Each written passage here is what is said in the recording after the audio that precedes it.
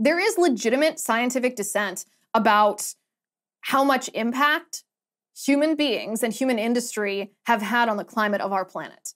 I know the left is very famous for saying, oh, there's 97% of climate scientists agree that humans, significantly contribute to climate change via CO2 emissions. I know that that's what they say, but you can break down that meta-analysis and it's not actually accurate. It was a methodologically faulty meta-analysis that came up with that number. They had the number in mind before they even went cherry picking for the data. And it's not true. There are many legitimate, credible scientists, environmental scientists, meteorologists who question this United Nations narrative on climate change. There's legitimate scientific dissent on this. There's also legitimate debate, even if you accepted the premise for a second, even if you accepted the premise that humans have contributed to changes in the climate, there's legitimate debate on how much we could repair or change based on political policies that claim to solve this crisis now, given where we already are.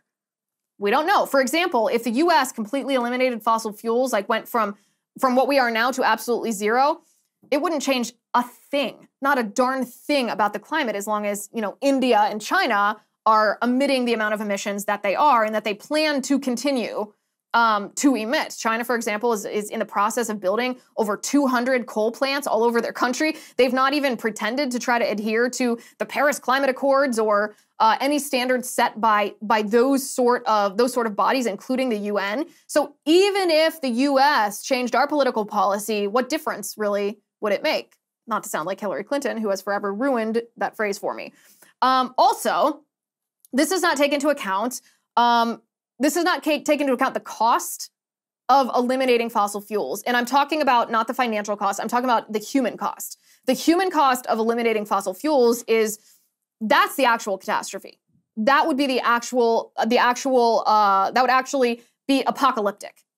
Because fossil fuels underpin our society, our modern society. Not only are they used in textiles, they're used in medications, in pharmaceutical drugs, life-saving pharmaceutical drugs. They're used in order to have the food supply around the world that we have. I mean, if we don't have pesticides and fertilizers, then we would not be able to grow crops in places that don't naturally grow the crops. The fossil fuel industry has been responsible. I mean, you can criticize GMO and fertilizers and pesticides and chemicals all you want. I'm on board with that. I'm pretty crunchy. But there's simply no argument that because of those things, in places where there was widespread starvation and food shortages, it's enabled those people not to starve to death.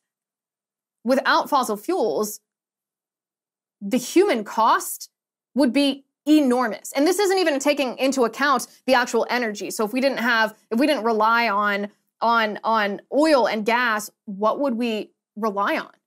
Wouldn't we have widespread blackouts and energy shortages? And the answer to all of this is yes, right? Like these are legit, the predictions have not come true, and there's legitimate scientific dissent about the human impact on climate. There's legitimate debate on whether even if the US did something, is it going to make a difference? The human cost is, you thought the human cost of the COVID lockdowns was grotesque. The human cost of eliminating fossil fuels is hard to even fathom. Hi guys, it's Liz Wheeler. Don't forget to watch my show, The Liz Wheeler Show, every night at 7 p.m. on the First TV. You can download the free First TV app, or you can visit thefirsttv.com/Liz and start watching today.